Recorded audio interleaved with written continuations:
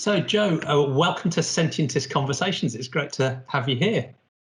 Yeah, absolutely. It's great to finally chat with you in person, Jamie. Yeah, exactly. It's been on social media for a while, so it's good to be in touch. Little bits of Facebook and Twitter and email, so it's great to. I mean, this is the closest we get to in real life at the moment. So, absolutely. Hopefully, at some point, we'll manage to have a real pint in a pub somewhere. But until then, so this series of conversations, Sentientist Conversations, is, I guess, grounded in this recasting this of sentientism that I'm trying to develop, that has, in simple terms, a commitment to evidence and reason, and then a universal compassion for all sentient beings. So, in a way, that's trying to answer two of the deepest questions. What do we believe is real, and how do we form those beliefs? But then also, what matters to us morally? How do we draw our moral circle, and what is the basis of our morality? And I guess that's where these conversations tend to focus. Yeah, absolutely. So, I'm a lecturer in law at the University of Leicester. And my research interests are in human rights law and animal rights particularly. I recently received a grant or a research fellowship from the Leverhulme Trust to produce a book on the legal status of animals in Britain. So I'm currently writing that.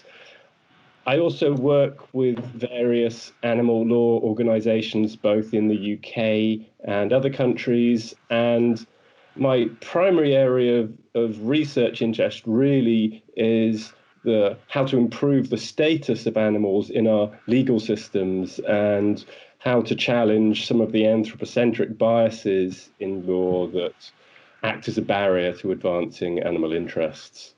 Yeah, that's brilliant. Thanks. I mean, clearly highly relevant to certainly the second part of the sentientist agenda about broadening that moral circle and having that driven through into law and practice and policy. So where I'd like to start is actually moving away from the animal ethics and I guess the moral and the legal side of things, and just think about what you choose to believe and how you choose to believe it. So it would be great, without sort of putting you in the psychotherapist chair, just to understand what sort of environment you grew up in. Was it sort of naturalistic or atheistic environment? Was it religious of some sort? And how is your thinking about the basis for your epistemology and what to believe? How has that shifted over time, and where are you now? Yeah, so I didn't have any religious upbringing at all. So at home, we didn't pray, we didn't go to church. And when we celebrated Easter and Christmas, it was very much a secular affair. So no real religious influences at home.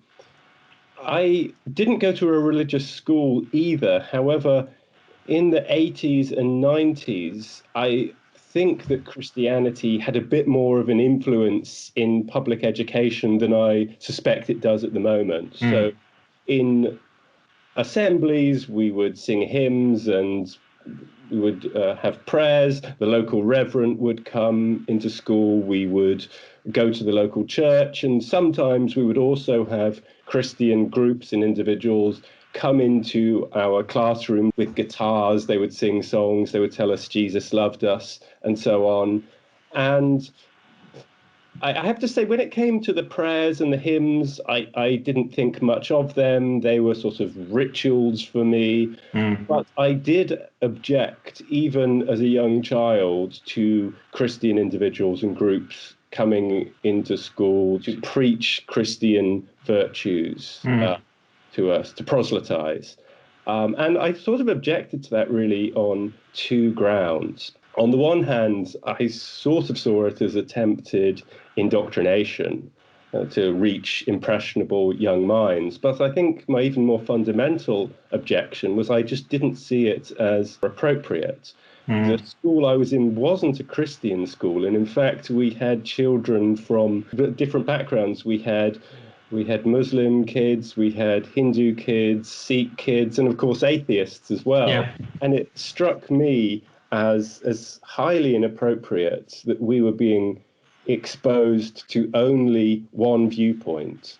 And I mean, I have to say, I don't think it was terribly effective. I don't think this attempt to reach children was terribly effective. In fact, I remember once in secondary school, we had this Christian group came in, and one of them told us this story about a time they were very hard up and short of money, and they prayed to God, and the next day they received an envelope at the door full of money, and it was signed from God. And I remember the entire assembly would just burst out with laughter. And but nonetheless, I think insofar as I had exposure to religious ideas growing up, if anything, they made me more skeptical about religion. And certainly I think from quite a young age, I was quite critical of authority figures, and that those sorts of experiences maybe heightened that to some degree. Yeah, interesting. And it's not too different from my experience. When we grew up in a, I guess, a sort of Christian backdrop, but it was so light, it was classic sort of Anglican, inoffensive, non-intrusive stuff that it was, but the background was still pretty pervasive, it seeped into many different aspects of life. And did you at any point, because I guess this sort of the naturalism part of sentientism rejects supernaturalism in all of its forms, not just religion as well. Were there any points at which you've sort of dabbled or been tempted by any of the sort of new age stuff or spirituality or sort of different aspects of things where, there might be an attractive idea, but there wasn't really a solid grounding in evidence and reason? No, not really, if I'm honest. I mean, I do take an interest in religious doctrine and religious ideas from a sort of historical perspective. Yeah, I'm it's fascinating. So, especially since I've got interested in animal ethics, and I haven't really looked into this much yet, but I would like to familiarize myself more with the teachings in Buddhism and Jainism and Hinduism, because certainly it seems to me they reflect some very early ideas about the moral significance of a wide range of creatures far beyond the human. So I'm quite interested in looking into that more, but I can't say I've dabbled in any meaningful sense with sort of spiritual or religious doctrine. Yeah, I mean, it's a fascinating intersection with the animal ethics space. I mean, Rastafarianism is another. There's a movement within Quakerism. I think it's Quakers for animals that are, I think, struggling with this question we're going to talk about today, which is, is there any rational reason for drawing a moral circle that excludes non-humans?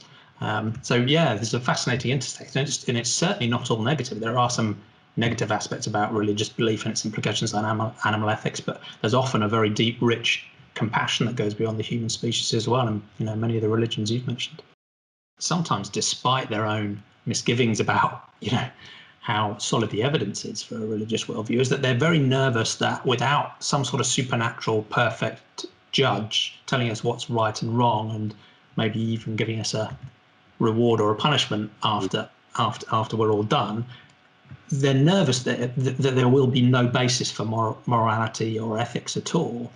In the absence of that supernatural stuff, how have you drawn that moral circle, and what's your sort of moral system? And again, it'd be interesting to know how that's evolved from, even from childhood, depending on how far you want to go back. Yeah, so I suppose, thinking about childhood, I was raised in a quite left-wing household. There's a photo of me I love from about the age 3. I'm sitting on my father's shoulders at a CND demo, which sort of gives you a flavour of the type of household, strongly anti-Thatcher, anti-apartheid, pro-miners' strike, that sort of thing. And so I think I've sort of inherited these values of this sense of solidarity with the underdog, with suspicion of individuals who wield significant power over other groups, and a sort of desire to see powers and opportunities more equally spread in society. So I think another early formative influence for me is probably the fact that my mother is the daughter of refugees, Jewish refugees from Austria after the Nazi Anschluss. And many of my grandparents' family were murdered in the Holocaust, especially on my grandmother's side. And I think even though I was many generations removed from that, it still had a profound effect on me from quite an early age. And it really alerted me to the type of catastrophes that can arise from excluding individuals from the domain of moral and political concern. Yeah. And so that's something I think that I've thought about, quite a bit in my life, and I think it's influenced a lot of my values and a lot of the sort of work and projects I'm interested in. And I was just a quick observation there. There's a French philosopher who's done a lot of work in animal ethics, and I listened to one of his talks recently, and he said something quite shocking. As part of his criticism of humanism, he said that the Nazi worldview was actually quite humanist. It's just that they defined humans as being white Aryans and all other humans as not being human. And I think you're right. It's just one of the most sickening, egregious examples of what happens when your moral circle is drawn too narrowly. Well, exactly. So if you have the human or the Aryan or whatever your standard bearer for moral consideration is, then you're going to have individuals that fall outside of that. You're going to have individuals who are othered, who are considered less than, who are subhuman, who are parahuman. Yeah. And it's not coincidence that the Nazis portrayed Jews as rats. You find that dehumanizing rhetoric throughout history, from the Rwandan genocide up to Trump's remarks about immigrant gang members not being humans but being animals. Yeah, so you see cockroaches and vermin. And absolutely. One of the very common types of, I guess, childhood indoctrination, I don't think it is too strong to say, is the religious indoctrination that starts very young and infuses through society, and you weren't subject to that. But I guess arguably another form of indoctrination that's remarkably common is that we draw our moral circle only to include humans. And was that something that, were you brought up recognizing that you needed a wider moral circle than humans, that you needed to extend that to non-human animals, or is that something that you came to later in life? Actually, it's something that I had a sense of from quite a young age. I remember at school, I would be very upset with my friends when they killed flies. And in fact, I actually formed a club to protect all animals, including insects. And I would always rescue flies and try and release them as opposed to swatting them. Oh, wow, at school, yeah. Yeah, and I became vegetarian about the age of 7. So I did have. And were your parents vegetarian or vegan, or? They weren't when I was. That's quite a bold move for a 7-year-old to. Yeah. Well, yeah. My influence, my cousin actually went vegetarian first, and he just said he didn't want to harm animals, and I realised I didn't want to harm animals, and so made that connection. Yeah, it's impressive to do that so early. I mean, for me, I guess I went vegetarian 22, 23, and have been vegan for about 3 years now. So that's like a decades-long process of almost deliberately trying not to think about a topic, because I knew the conclusion would lead me to have to make a change.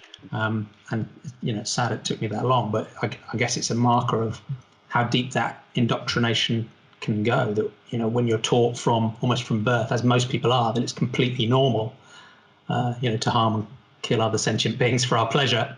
It runs very deep, and it's also difficult. I think one of the trickiest things is actually breaking the social norms. For many people it seems silly to say this, but the main blocker of them changing behavior or changing their decisions is actually, I don't want to be seen as weird by my people in my social environment. So yeah, it's a tricky journey to go through. So it's fascinating you started it so early. Well, yeah, although I wasn't consistent. So I didn't go vegetarian at 7 and remain vegetarian and then go vegan in recent years. So I toed and frayed a bit. And I think I started eating meat again about the age of 14. And it was precisely because of this influence of social norms that you mentioned. My whole family ate meat. All my friends ate meat, and from my perspective, they were decent people. And it made me question my own beliefs. Mm. I thought, look, these are decent people, and they wouldn't do things that would harm other sentient or living beings. So maybe I'm being naive and sentimental, and perhaps all the animals that we consume are treated well, or maybe they don't really feel pain. That sort of the power of the status quo and social proof can really lead you to question your own beliefs. And back then it wasn't as if there was easy access to the internet, so I couldn't sort of go and verify this for myself. I just thought everyone else is doing it, so perhaps I'm just depriving myself of good experiences for no reason. And then, of course, later in life, I realized that the 7-year-old me was the right one. And so I'm trying to get back to that more childlike state. Yeah. And I think in a funny sort of way, I do think there is some truth in, if you go back to a really young toddler before they've been taught anything by parents or by society or by teachers, in a way they are sort of like little sentientists. So they will explore their environment, they'll use evidence from their senses, they'll build beliefs and understanding of what's around them by it's sort of like a mini practical scientific mindset in a way. And they also, I think, do have a decent baseline of compassion. I mean, I know there are small children that will pull wings off flies and so on, but generally if you put a toddler into a room with a small pig, they won't want to cause it harm. So I think there is there's almost parallel themes there in that we start out, at least in a reasonable starting point, I think epistemologically and ethically, but then the way most societies are in most countries around the world, you're then trained out of that. You're trained to believe things that have no evidential basis, and you're trained to restrict your social circle, certainly to humans, and then often, as you talked about, within the human species, and whether that's race, caste, sexuality, gender, some other characteristic, right? We know the damage that causes too. One of the other challenges that people make to that sort of sentiocentric worldview, I guess, where we say, right, we're broadening our moral circle to include things that are capable of suffering. And my reading of current science is that roughly that's humans and an enormous number of non-human animals, so reptiles, birds, fish, the list goes on, and certainly some of the higher invertebrates, and maybe more than that too. So we're always open to new evidence and new research, but in shorthand, human and non-human animals are the centre of that moral circle and included in that moral circle.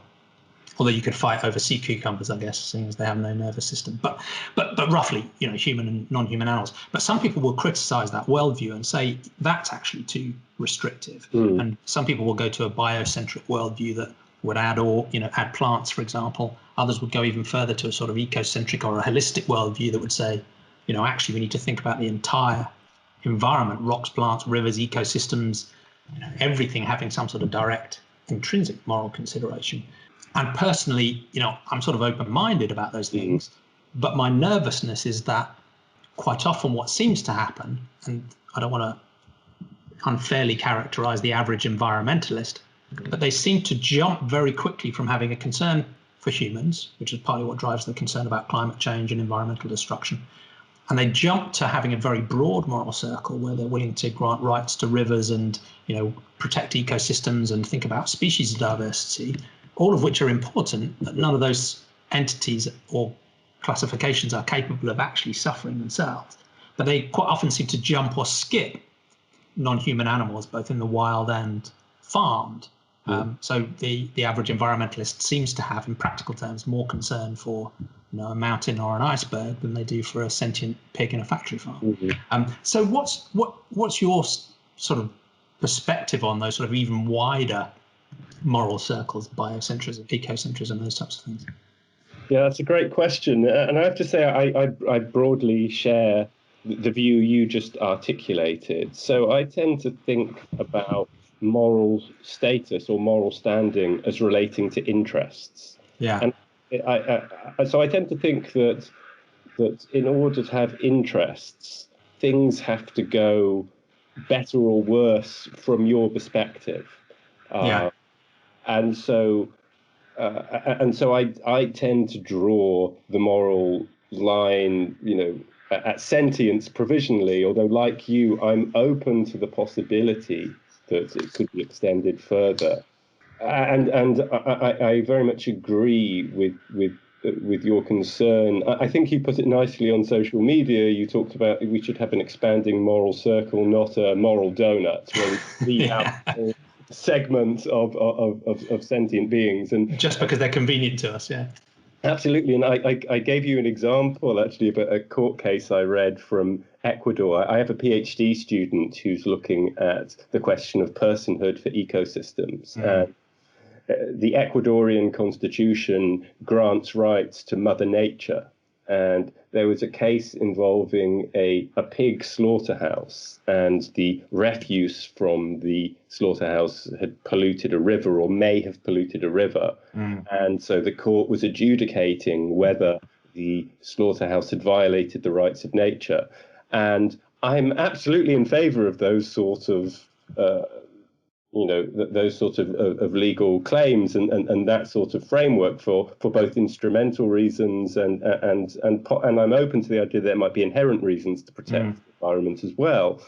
But I am still struck by the fact that there's no consideration for the pigs being systematically slaughtered in that judgment, and that does seem to me to be leaping over a very significant set of beings who ought to be given moral consideration and legal protection. I would essentially agree with the framing you just articulated. And I think you can trace it very clearly back to, again, those social norms and really a sort of self-serving justification that I think plays through into the way we tend to categorize animals. And most, the average person will say they care about animals and they wouldn't want to needlessly cause suffering, particularly to an animal in front of them. But then they use the categories of animals in a way that enables us to just cut some of them out of our moral consideration. And when you really look through those different categories, for most people, it's clear they're not really defined by a genuine compassion for that sentient being, experience and its interests. They're really classifications that are driven by, how that makes, how it helps humans. So the reason we like charismatic wildlife is because they're nice to look at. So we want them to live. And, the reason we call farmed animals is because we like the taste of them. So we want them to die, even though those beings could have a very similar quality and degree of sentience. And it's very clear that a lot of those classifications, and I think also the classical approach to environmentalism follows along that path, and some interesting correctives like what Mark Beckhoff is doing with compassionate conservationism, where he's trying to say, look, we do need to conserve the environment, but we've got to have compassion for sentient beings at the heart of how we do that. Otherwise, what's the point? And I think for me, some environmentalists will push back on that, and some ecocentrists will push back on a sentiocentric or a sentientist view, because I think they're worried that we will just see the non-sentient environment in terms of cold, technical ecosystem services that are required for survival and sustenance of sentient beings. So we might concrete the planet as long as we get exactly what we need just to continue to survive. And I think that implies a very narrow view of what I mean by sentience, because by sentience, I don't just mean continuing to live and not being physically harmed and not starving to death.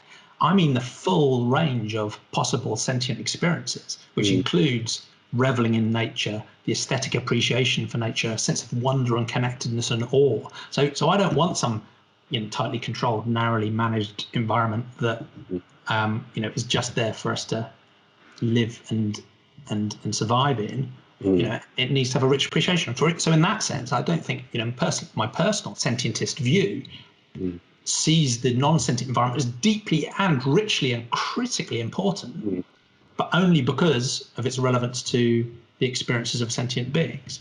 So no one is really caring about the erosion processes in the Valley of Mars, because it doesn't really directly affect the experiences of any sentient beings, apart from people with telescopes watching it from a distance.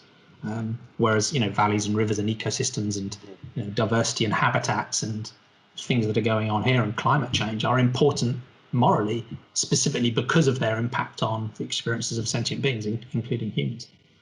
So I think they're more nervous than they should be. I think there's more potential overlap. We just want to make sure that sentient beings are centered. Yeah, I mean, I'd agree with that. I think there's more dangers in the other direction. Yeah. So there's a criticism that some ecocentric or eco-focused thinking is a sort of form of eco-fascism, right? Yes. Insofar as the ideology of fascism, that the state is all important and individuals only have value insofar as they serve the state. And there's a parallel thinking in some, not all, it has to be said, eco discourse, that what matters is the integrity of the ecosystem. And if any individual, including, so-called invasive species, threaten that integrity, then they have to be exterminated. Yeah.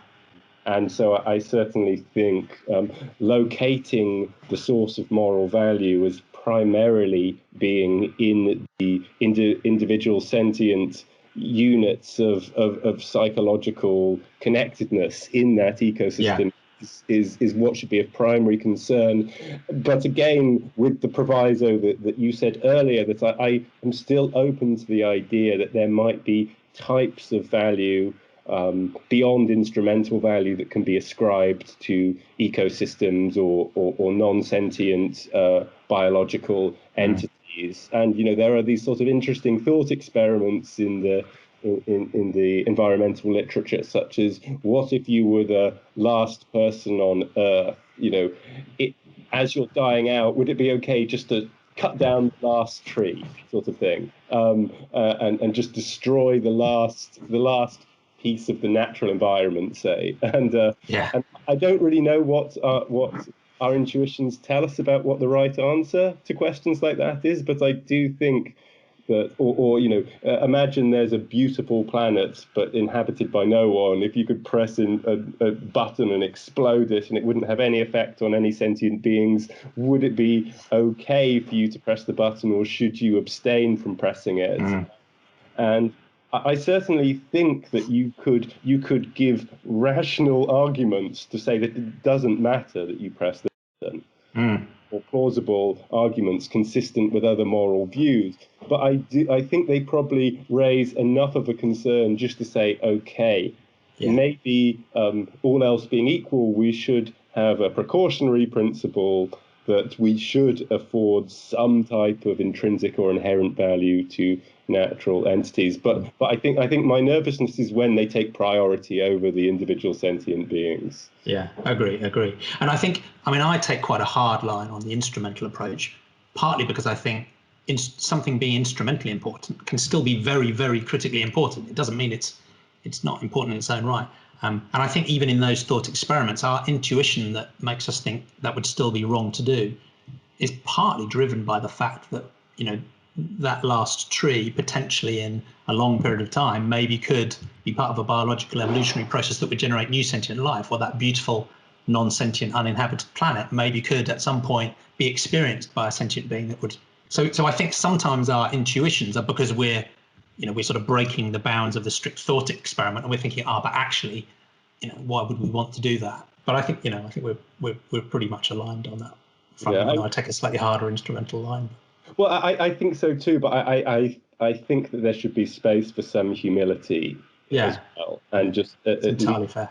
And I think the mere fact that, for me, that quite a few very smart people think that inherent value can be ascribed to these, I want to listen to them, and I want to be open to those arguments rather than close to them. No, absolutely agree.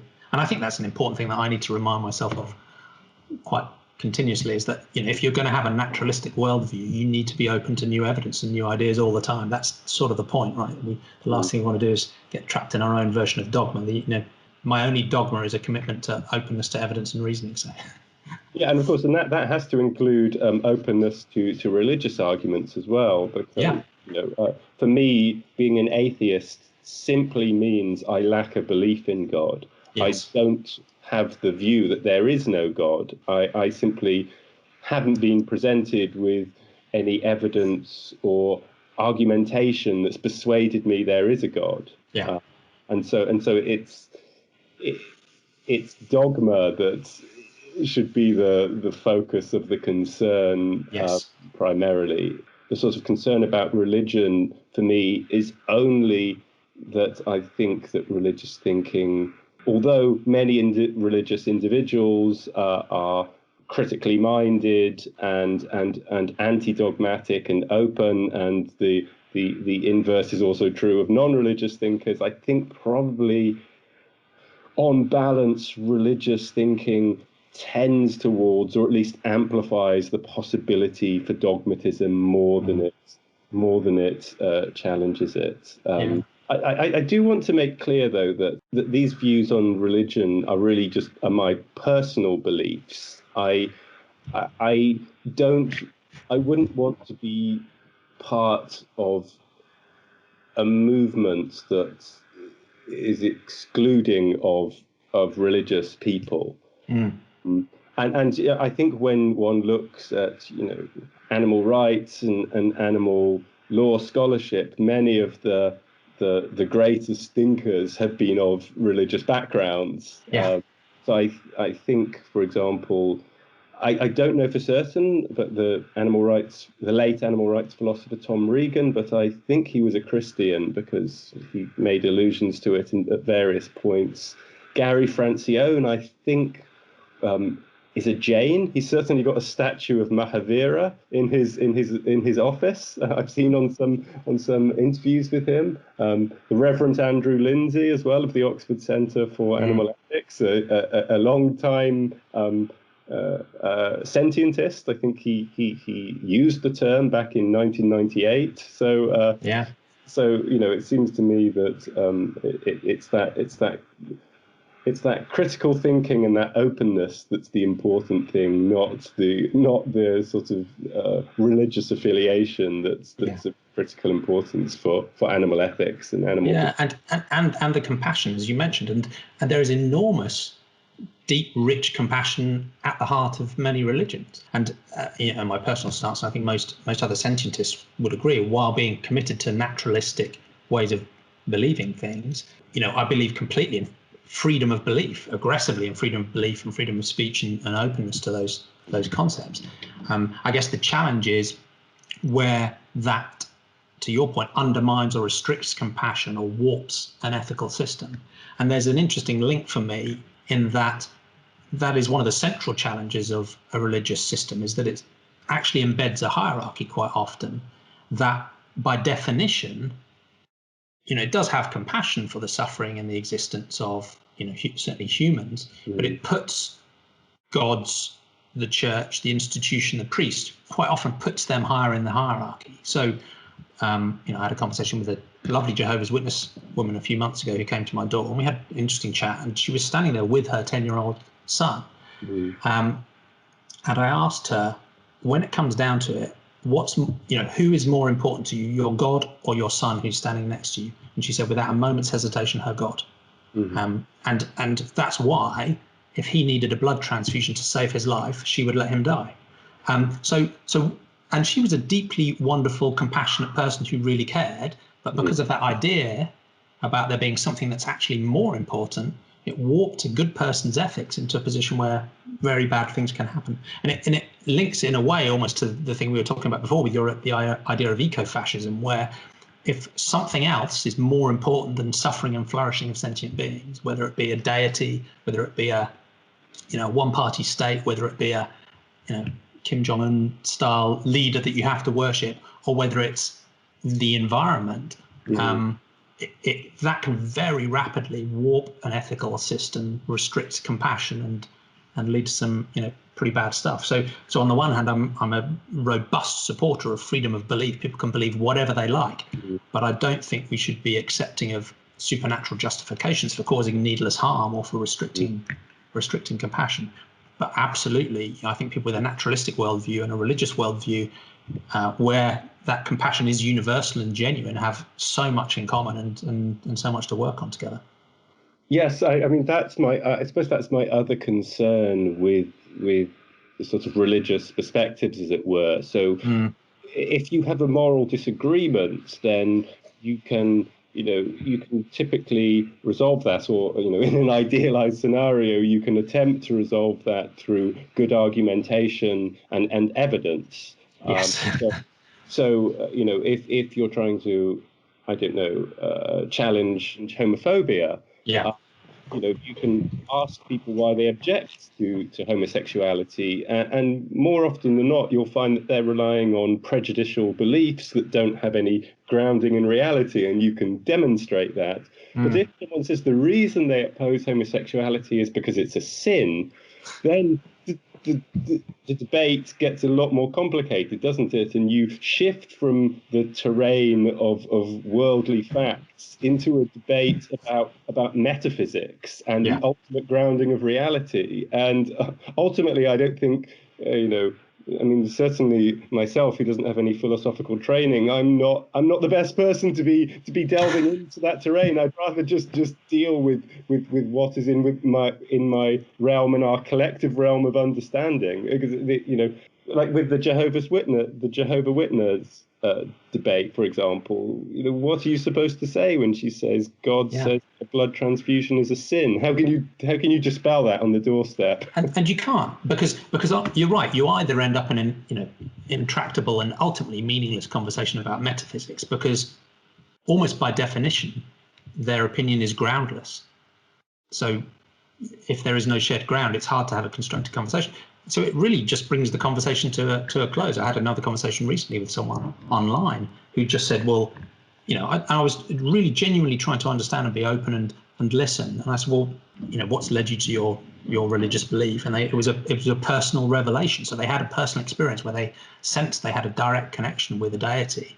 And that deity told them that they needed to follow the 66 books of the Bible, actually a specific version, right? So apparently they miss out the Gnostic chapters, and there's some other bits, but here's a list, that's what you do. And so as a result of that, which again is a bit of a weird interpretation because I don't think this is in the Bible, but they were explicitly, homosexuality is a sin. If you don't repent of your sins, you will go to hell, and going to hell is being tortured for eternity. And the God that created this system and laid these rules down is morally perfect. And that's the end of the conversation. Yeah, that's again part of the problem, isn't it? Because like you said before, there are many great values that are espoused through the world religions, but those same values could also be espoused by a non-religious person, and in all likelihood, they're probably a reflection of the fact that humans as social animals tend to thrive in community with others and don't want to harm them and try to support people when they can. But on the other end of the, you have these ideas about things that are wrong, that seem completely bizarre, and things that are acceptable, such as someone being tortured for eternity, that you would never come to without that sort of religious basis. I don't think secular people would come to the conclusion that you can torture someone for eternity. Yeah, certainly not. Well, there are always a few exceptions, aren't there? But they're less amenable to that sort of idea, I suppose. Yeah, I think they are. And to your point, I think there are many really important positive themes that flow through all of the religious systems. And there's a reason that, universal compassion and the golden rule and these things pop up. And I think you're right. It's because all of this positive, naturalistic and ethical thinking predates all of those religious systems. And arguably, the essence of a sort of naturalistic approach and the rudimentary morality even predates humans completely.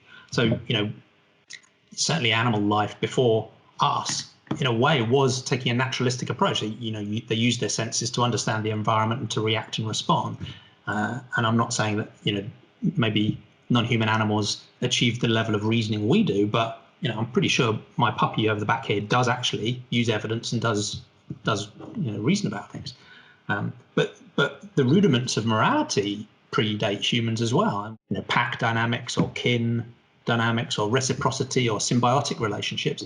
I'm not claiming that they were doing philosophy and thinking through things from first principles, but in a way that's we have that common evolutionary history that at least has put some of the basic rudiments of a moral system into the our minds evolutionarily. And of course we picked that up and codified it and sometimes improved it and sometimes made it worse. But these things have deep ancient roots in all cultures, and that's another, I guess, a difficulty that humanism certainly faces, and sentientism does as well, and that people will look at it and go, and they're nervous that it's too universalist, that it's too confident, that it's too scientistic, that it's too, and it is almost another form of dogma in its own right. And sometimes that it feels like something that was invented in Western Europe in the Enlightenment, and we're now trying to push it out to everybody else and rolling over indigenous ways of thinking or different cultures or different religions. And I think there's some fair caution there, right? Because we know how much danger there is in trying to impose worldviews on other people. But I think the reassurance comes from the fact that actually, if you go back into African culture, Chinese culture, Indian culture, ancient Greek culture, and I've been doing this as partly developing this sentientism idea, is looking back into history for people who actually thought this way. In all of those cultures, going back thousands and thousands of years, I think they have deep roots, and arguably, in a rudimentary sense, even pre-human.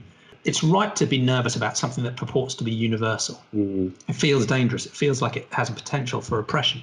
But if what you're suggesting as the grounding for your universal approach is a total open-mindedness, a skeptical, rich, diverse approach that looks at evidence and reasoning, given that we do all share one reality, that feels to me like a constructive basis for a diverse, productive conversation, not a sort of imposed universal view from outside. And if the other component of your sort of universal thinking is, by definition, a universal compassion for every sentient being, that to me isn't oppression. That's a bulwark against oppression, because by definition you cannot exclude any entity that is capable of experiencing suffering. Whereas actually there are, whether it's religious or maybe more relativistic or other types of thinking that seem to construct categories in different ways, they feel more risky to me because, as we talked about with the example of the Holocaust, as soon as you arbitrarily draw a moral circle that isn't scientifically based in reality, and you exclude large groups of humans, non-humans, whatever it is, that are very capable of suffering, terrible things happen. And we see it in softer ways, obviously, even in our current politics with tribalism and in-group, out-group definitions and, and the danger of othering. So to my mind, the sort of, both for humanism and for, I think it's upgraded version sentientism, where we have a naturalistic approach and a sentiocentric moral circle, that's a bulwark against oppression and a highly optimal way of resisting oppression. It's not something that itself should be seen as oppressive if we do it in the right way. I'd agree with that. I was just going to say at the outset that there's this, that's that sort of view about this being a Western view being imposed on other cultures has really got things upside down. Yeah. Anyways, it's the kind of the West, influenced by Aristotle's natural hierarchy that became part of Christian doctrine in the Middle Ages through Thomas Aquinas. That really had the most sort of hierarchical perception of the natural order, not just between humans and animals, but within the human species itself. Whereas, as we were saying nearer to the start of the conversation, when you look back to early Jain teachings and Buddhist teachings and practices in more tribal societies, I don't think you necessarily found what we'd call a sentientist view, but you did find something more egalitarian and less hierarchical and less committed to drawing a hard line between humanity and the other species in the world. Yeah, agree. If we think forward and imagine that through some miracle of persuasion or enlightenment, we've managed to persuade a large chunk of the 8 billion people on the planet to sort of agree with us about a sentientistic worldview. So we've moved to a position where people largely do listen to evidence, they do reasoning, and they have a much broader circle of moral compassion that includes all sentient beings. I guess I'll let you think about what timeline you want to discuss, but how do you think the future could look if we can move things that way, and how do you think we can make that happen? And I guess in the shorter term, it would be interesting to hear a little bit more about the spaces you work in terms of human rights, animal rights, the application of the law, and what change we might be able to see in the short term in those areas. But if you like, you can get a bit more sci-fi and think, 50 or 100 years out, where do you think we might be able to get to? Is it possible? Yeah, so let's start with the more distant future, I guess, because it's more fun.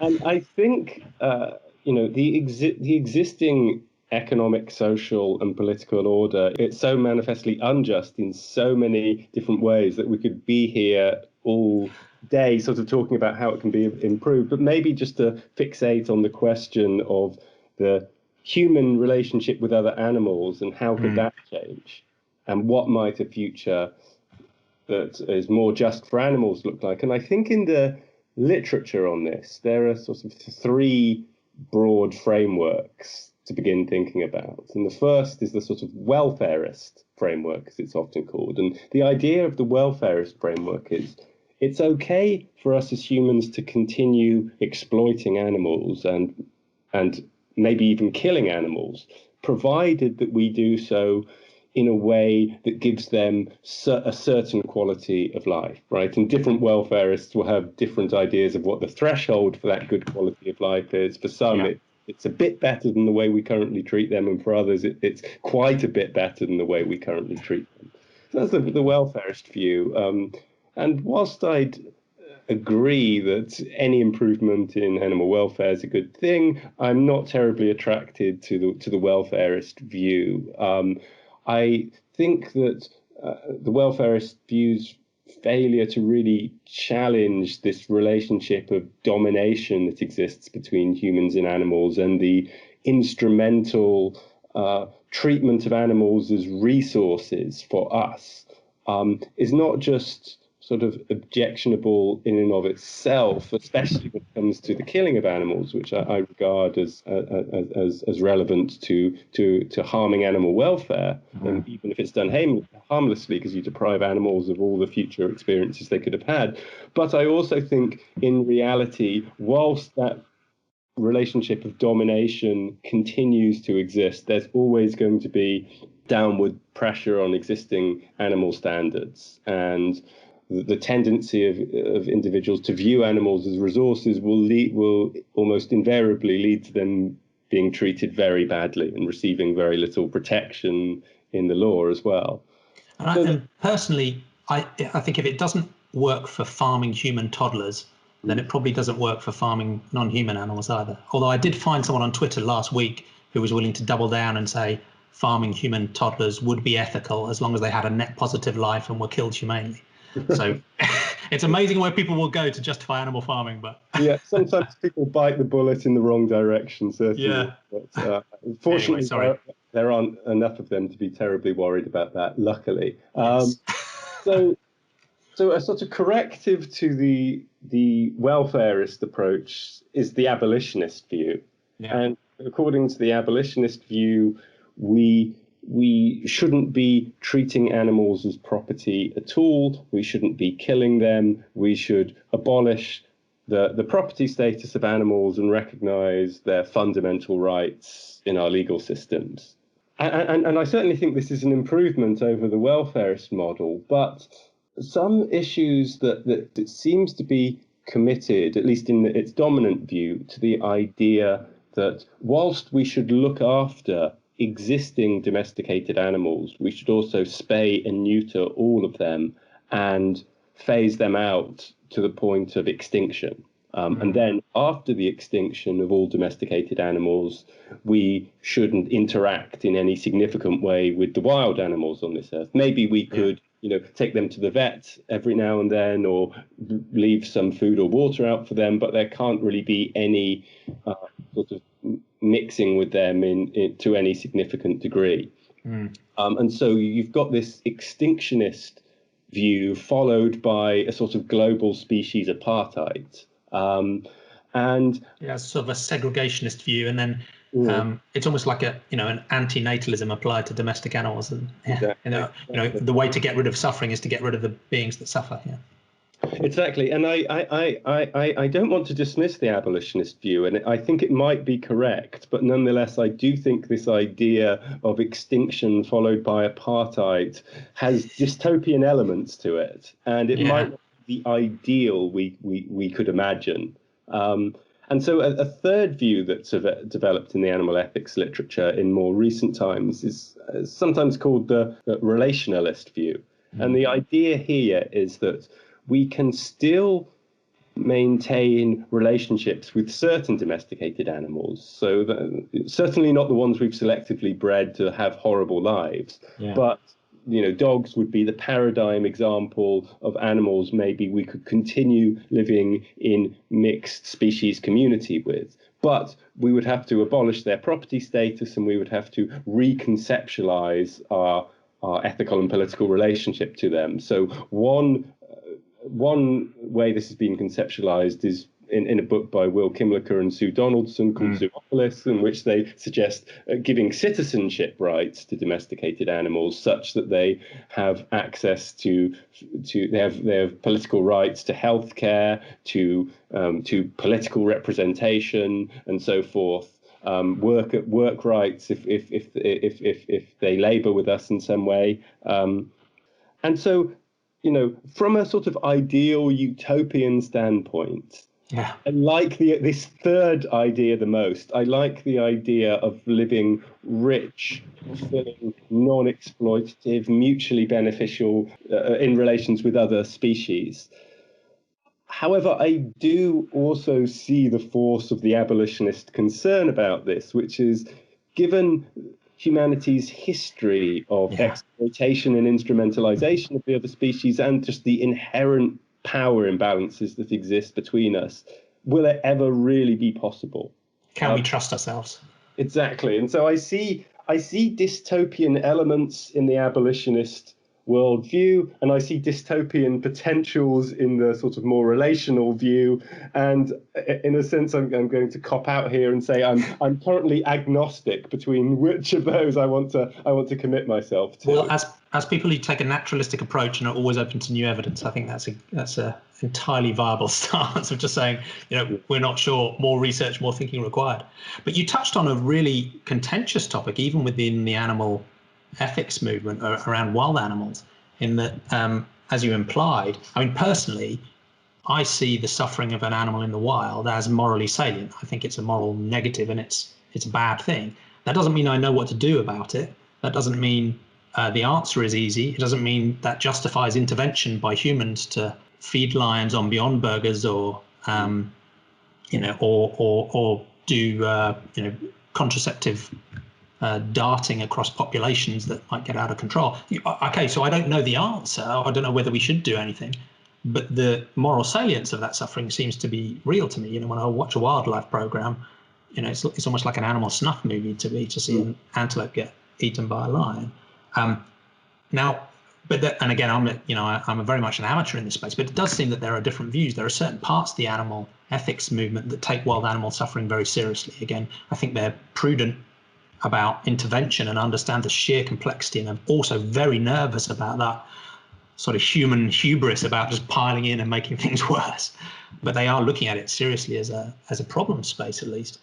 Whereas others, and you hinted at this in your description of the abolitionist approach, almost says there's a sort of segregation where, that's the wild, it is what it is, it's natural, and we just sort of leave them to it. And I find that difficult to just sort of draw the line and say, look, it's not even morally salient, because arguably, if you calculate it, there's more suffering in the wild than there is even amongst the countless trillions of farmed animals. So I'd be interested in whether you've got a view about wild animal suffering and where it sits in the agenda. And absolutely. I mean, I don't have a settled view on it. I agree it's morally salient. What I'm not sure about is whether it's as morally salient as the suffering that humans are more directly responsible for. And of course, in the wild, we've got to distinguish between suffering that humans are responsible for through climate change, destruction of habitats, and various other things, versus suffering that would happen independently of whether, although in practical terms, it's very difficult to distinguish those two things, of course. And I don't think I'm a fully fledged cosmopolitan in the sense that I think that all suffering everywhere, provided it's to the same degree, is of equal moral concern. It might be equally bad, but I think I take the view that we have stronger obligations to avoid suffering that we are responsible for. But that doesn't mean that I don't think we should do anything about suffering in the wild. In an ideal world, I think the goal would be to try and minimize it as much as possible. But this does raise another interesting question, which is, I think we've been working on the assumption throughout this conversation that when it comes to non-human animals and perhaps human animals as well, the only real obligations ultimately boil down to obligations relating to pleasure and pain. So there's or pleasure and suffering. So there's a sort of hedonic assumption here, whereas there's also people in the animal ethics literature that say that there are other relevant animal interests, such as their desires, their preferences, and their ability to live with their family, to achieve things. Martha Nussbaum has a sort of capabilities view that says that species flourishing is important, and that's a wider concept than sort of mere hedonic calculations. And again, I don't know the answer to these questions. I don't think that suffering becomes unimportant merely because it's natural. Right?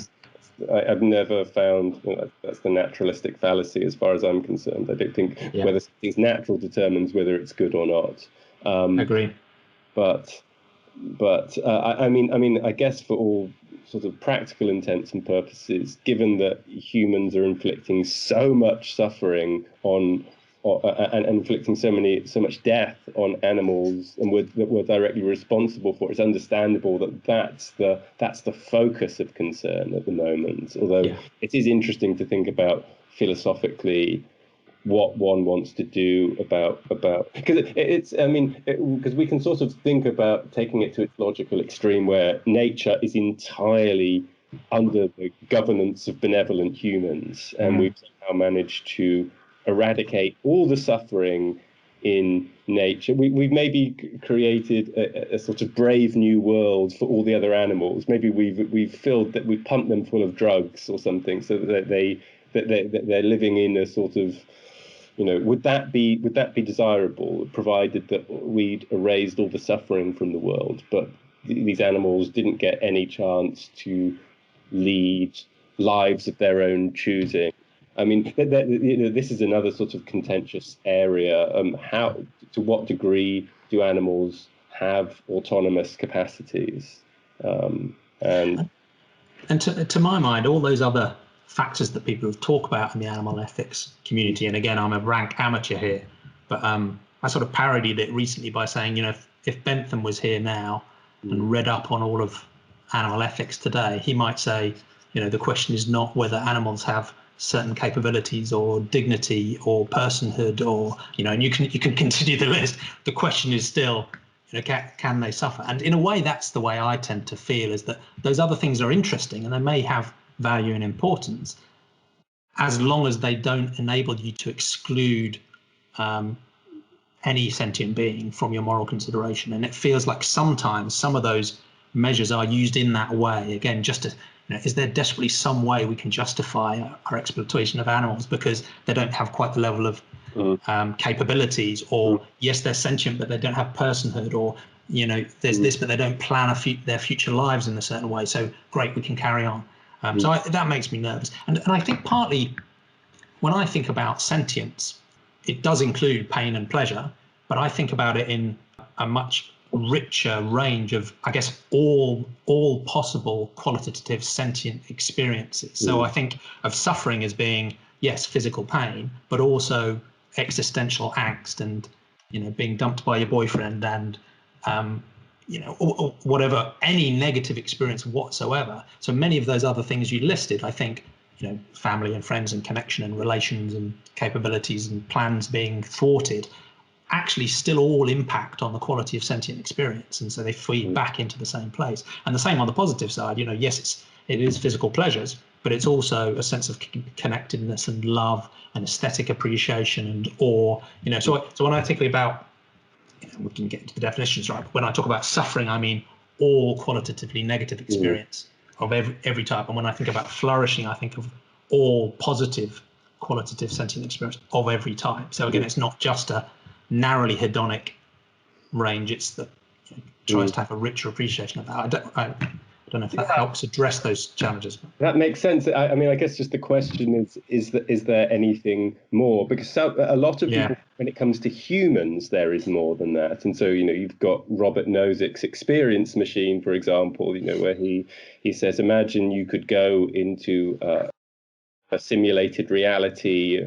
You take a drug beforehand that wipes out all of your memories of entering the experience machine, and it's going to give you the best possible subjective experience you can imagine, and you'll achieve in your own mind everything you want. You'll have all the relationships you want, and you'll have all the struggles that you need to make those positive experiences better. And so from a sort of subjective hedonic point of view, it's the best life you could have, but many people, and it's not, maybe they're wrong, but most people say that they'd rather have the life they've currently got than that ideally simulated alternative. And Nozick's conclusion he draws from this is that this means that we're concerned about things like reality as well as hedonic states, and concerned with the types of relationships and experiences we have now. They have a independent value to us, and then the question is, do those sorts of considerations extend to other animals? Would it be better for a mother of an animal to struggle and maybe suffer in providing food for her children, but accomplishing that task and succeeding and then getting a certain amount of pleasure from that than just the food being provided for her children by somebody else? And so there'd be less suffering, but there wouldn't be this personal achievement of this mother. I take quite a hard line on it, because I'd say that sense of personal achievement is part of the quality of this sentient experience, and if it's not there, that's traded off. But I agree, it's a strange situation, because I think that we could just posit that even though there's this sense of satisfaction, it's less than the suffering, and so if the food could be produced another way, then there might be more positive experience overall, but there wouldn't be the achievement. And then there's a trade-off between the two things, and you could just commit yourself to the sort of pure hedonic view, or you might say there's something beyond the hedonic considerations. And even though I take quite a hard line on it, and I think that many people reject the experience machine because they just don't believe it could be that good, and I think it really, if it really is that good, it's hard to resist. But even my intuitions don't really fit with some utopian state where we just racks on a wall in a simulation having wonderful experiences. But it's difficult. It's one of those intuitions stretching. You have to give your family, your dog, they'd all be gone for your life forever, and you might still have a better life, and they might all be plugged into experience machines and have their optimum lives as well, but it still feels like something would be lost there. It does, and of course some people claim that we're in a more likely to be in a simulation now than in a objectively physical reality. So who knows if the simulation's good enough. Well, exactly. That's where you can get some pushback, can't you, against the experiment? Because if you were told that you were in a simulation, you can step out of it. Most people, I think, in that scenario, say that they won't step out of it, right? And so there's always the sort of confirmation bias, the status quo bias that affects our intuitions, and it might just be that thoroughgoing hedonism is the correct view. It's just quite counterintuitive. Yeah, it is. It's difficult. I'd be interested. Do you think we'll end up with a universal declaration of sentient rights? Do you think the Sustainable Development Goals will be, and the law of nations and intergovernmental organizations will be rewritten with sentience at their core? I mean, I've got to be honest. I've got more pessimistic in recent years. I was never terribly optimistic, but I'm more pessimistic now, and I think it's because we're living in the golden opportunity to reimagine our relationship with the other species. We are heading towards climate catastrophe that's driven to a large degree by our industrial exploitation of the other animals. We're living in a global pandemic lockdown that is the product of our exploitation of animals. Zoonotic disease. Absolutely. And only yesterday there was a coronavirus outbreak from a mink fur farm in Denmark, and now they're exterminating. They've got the plan to exterminate all 15 million mink. Terrific, yeah. And so it seems to me we're in the most ideally suited period in our history to reimagine our relationships with other animals and challenge the power of the animal exploitation industry and so forth. And we've got not merely out of moral consideration for the other species, but out of narrow self-interest. Yeah, absolutely. And even if you only care about humans.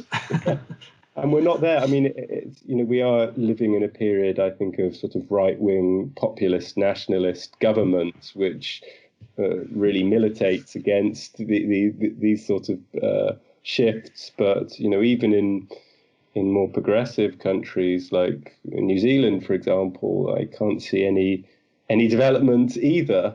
I'm imagining a universal declaration of sentient rights or fundamental rights in constitutions. We're not there yet. We're not there yet, and I don't know when we'll be there or if we'll ever be there. The types of changes I think in the more immediate future are going to be more incremental and piecemeal.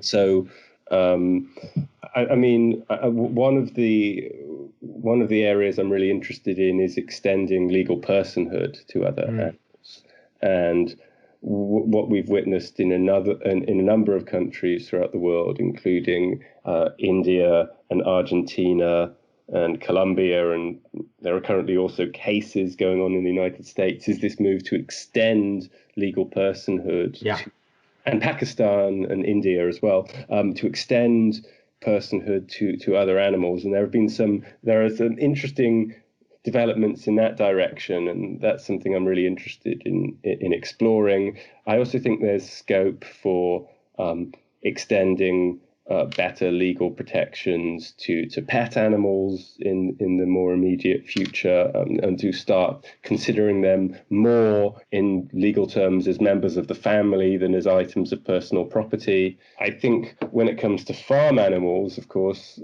probably the animals sentientists are most concerned about. It's bleaker at the moment, but what we're seeing at the moment in Europe, both at the sort of EU and Council of Europe levels and in a number of individual countries, is climate change challenges to government inaction. And what I'm hoping is that there can be legal arguments developed that will link factory farming and intensive exploitation of animals to climate change objectives, and so I think that I hope to see that in the medium term future. There are some referendums coming up in Switzerland. One of them is to extend rights to basic rights to all primates in the canton of Basel, and there's also another referendum, a national one, I think, that would be to abolish factory farming. Yeah, Sentientist politics, I think, are doing some great work there. Exactly. I mean, and I think there will be various caveats and qualifications and struggles along the way, but that would be beyond phenomenal if we could get a country to ban factory farming. I suspect it's not likely, but the fact. And it's interesting because there's a latent public opinion backing for it as well. So I think the Sentience Institute did some polling a couple of years ago in the States, which showed that I think 47% even of meat eaters thought that factory farming should be abolished. And they probably haven't thought through the implications of that, given that more than 90% of what they buy in terms of meat, dairy, and eggs is factory farm. But there is again, it's this weird mass scale cognitive dissonance that's so hard to break through. But there's a latent public opinion there to be tapped into, but very hard to do. Well, it's been absolutely fascinating to talk to you. Thank you so much for spending so much time with me. We've covered so many topics, and feels like we've largely put the world to rights, although plenty of work still to do. What's the best way of people keeping up with your work, your research, your thinking? Where can they find you and follow you? Yeah, probably the best is just to follow me on Twitter, actually. It's at Dr. Joe Wills on Twitter. And I post my research and links relating to developments in animal law, primarily on Twitter. That's great. Well, thank you again so much, Joe. Really appreciate it, and enjoy the rest of your evening. Yeah, thank you, Jamie, and thank you for being very active on social media in promoting these ideas of sentientism and engaging in dialogue and promoting this idea of extending basic protections to all sentient beings. Thank you. It's a pleasure. I think it's deeply important. So.